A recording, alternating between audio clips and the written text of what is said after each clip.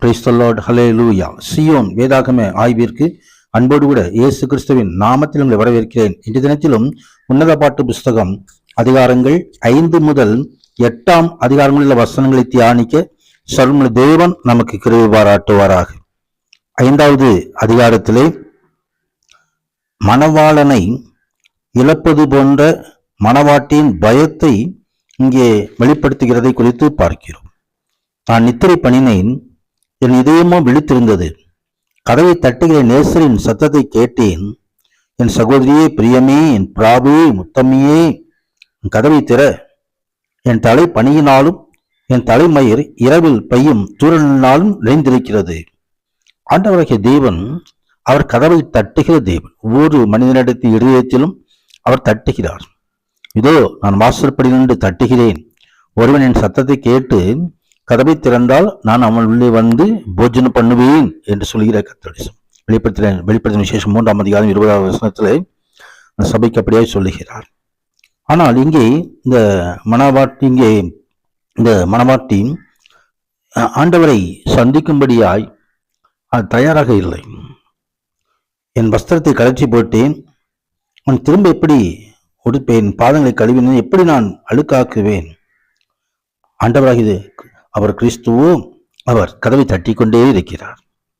என் நேசர் தமது கையை கதவின் துவாரத்தின் வழியாய் நீட்டினார். அப்படி என் உள்ளம் நிமித்தம் பொங்கினது. கதபசனம் மேன்மை உண்டாவதாக. ஆம், ஆனால் தாமதமாகிவிட்டது. ஆவிக்கிற ஜீவியத்தில் நாம் தாமதம் பண்ணக்கூடாது. எந்த காரியமானாலும் மனம் திரும்புதல், ரட்சிப்பு, ஸ்நானம், எந்த காரியமானாலும் தாமதமாகவும் அந்த காலத்தில் சரியாக எடுக்கும் தேவ ஆசீர்வாதம் உண்டு. ஆனால் இங்கே அந்த பிரியமானவள் தாமதமாகிவிட்டது. கதிரசாமியுமே உண்டாவதாக. இங்கே மணவாளனை பற்றிய மணவாட்டியின் தோழிகளுக்கு உரையாடுகிறதை குறித்து பார்க்கிறோம். மணவாளன் சென்றுள்ள இடத்தை குறித்து இங்கே 6வது அதிகாரத்திலே சொல்லப்பட்டிருக்கிறது. அத்தோட்டத்தில் மேயவும் லீலி புஷ்பங்களில் கொய்யவும் என் நேசர் தமது தோட்டத்துக்கு சுகந்த பாத்திகளுக்கு போனார். ஆம், ஆண்டவராகிய தேவன் நமக்காயும் ஒரு திருச்சபை தந்திருக்கிறது, தோட்டமாக கொடுக்கப்பட்டிருக்கு. அங்கே கிறிஸ்துவான வந்து உலாவுபார், நான் நடுவே உலாவி தேவனாயிருப்பேன், அவர் ஜனங்களாயிருப்பார்கள் சொன்னது. என் நேசர் தோட்டத்தில் வந்து உலாவுகிறார். அதனுடைய தோட்டத்தை குறித்து இங்கே எழுதப்பட்டிருக்கிறதை நாம் பார்க்கிறோம். கர்த்தருடைய மகிமை உண்டாவதாக. அங்கே ஆண்டவராகிய தேவன் தன் பிள்ளைகளை தோட்டத்தில் சந்திக்க விரும்புகிறார். தேவ ஆலயத்தில் நான் நாட்டப்பட்டு ஒளிவ மரத்தை போல அவர் செழிக்க பண்ணுகிற தேவன். பழைய போல செழித்து கேதுருவை போல வளர செய்கிற தேவன். கர்த்தருடைய மகிமை உண்டாவதாக. ஆம், அந்த உன்னத தேவன் நம்மை நடத்துவார். கர்த்தருடைய மகிமை உண்டாவதாக.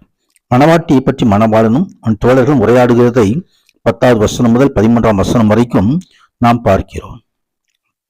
கர்த்தருடைய மகிமை உண்டாவதாக. அங்கே பள்ளத்தாக்கிலே பழுத்த கனிகளை பார்க்கவும், திராட்சை செடிகள் துளிர்விட்டு மாதுளை செடிகள் பூத்ததோ என்று அறியவும் வாதுமை தோட்டத்துக்கும் போனேன் சொல்வதை பார்க்கிறோம். கனிகளை தேடுகிற நேசர், அதாவது சமயமே ஒன்றாவதாக. தொடர்ந்து அங்கே 7வது அதிகாரத்திலே மணவாட்டியை பற்றினான கூடுதல் வர்ணனையை அங்கே பார்க்கிறோம். ராஜகுமாரத்தையே உன் பாதரட்சை உன் பாதங்களில் மிகவும் அழகா இருக்கிறது. சுவிசேஷம் அறிவிப்பனுடைய பாதங்கள் எவ்வளவு அழகா இருக்கிறது என்று சொல்லி வேதத்தில் எழுதப்பட்டிருக்கிறது. அது சமயம் உண்டாக சுவிசேஷத்திற்கு ஆயத்தம், சுவிசேஷம் அறிவிக்க ஆயத்தம் என்ற பாதரட்சியை நாம் அணிந்து கொள்ள வேண்டும். அது ஒரு சமயம் உண்டாவதாக. அப்படியான ஆவிக்கிற ரீதியில பல அர்த்தங்களையும் இந்த பகுதி நமக்கு தெரிவிக்கிறது. மணவாளின் மேலுள்ள மணவாட்டின் நேசத்தை குறித்து அங்கே 7ஆம் அதிகாரம் 9ஆம் வசனம் முதல் 8வது அதிகாரம் 4வது வசனம் வரைக்கும் சொல்லப்பட்டிருக்கிறதை நாம் பார்க்கிறோம். அது ஒரு சமயமே உண்டாவதாக. அவர் நம்மோடு நெருங்கி நம்மோடு அவர் வாசம் பண்ண விரும்புகிற தேவன். அது ஒரு சமயமே உண்டாவதாக. ஆண்டவருக்கென அவர் நம்ம கனிகளை, ஆவிக்குரிய கனிகளை நாம் கொடுக்கும்படியாக நம்மை ஆயத்தப்படுத்த வேண்டும். அவர் நேசத்தின் வலிமை குறித்து அங்கே 8வது அதிகாரத்தில் சொல்லப்பட்டிருக்கிறது. நேசத்தின் வலிமை, நேசத்தின் பெருக்கம், நேசத்தின் மன திருப்தி ஆகியவற்றை 8வது அதிகாரத்திலே நாம் பார்க்க முடியும். கதவசாமி, நீர் என்னை இதயத்தின் மேல் முத்திரையை போலவும் உமது பயத்தின் மேல் முத்திரையை போலவும் வைத்துக் கொள்ளும். நேச மரணத்தை போல் வலிது, நேச வைராக்கியம் பாதாளத்தை போல் கொடிதாயிருக்கிறது. அதன் தலன் அக்கினி தழலும் அதன் ஜுவாலை கடும் ஜுவாலியுமா இருக்கிறது. தண்ணீர்கள் நேசத்தை அவிக்க மாட்டார். அது நேசத்தோடு நம் நேசரை பின்பற்றுவோம்.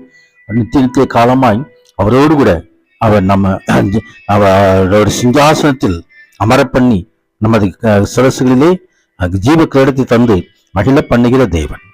அந்த உண்மை தேவனை நாம் பற்றி ஆராதிப்போம், மகிமை செலுத்துவோம். தாமே இன்றைக்கு மகிமை ஆசிரியர் நிரப்புவாராக. ஆமீன், ஆமீன்.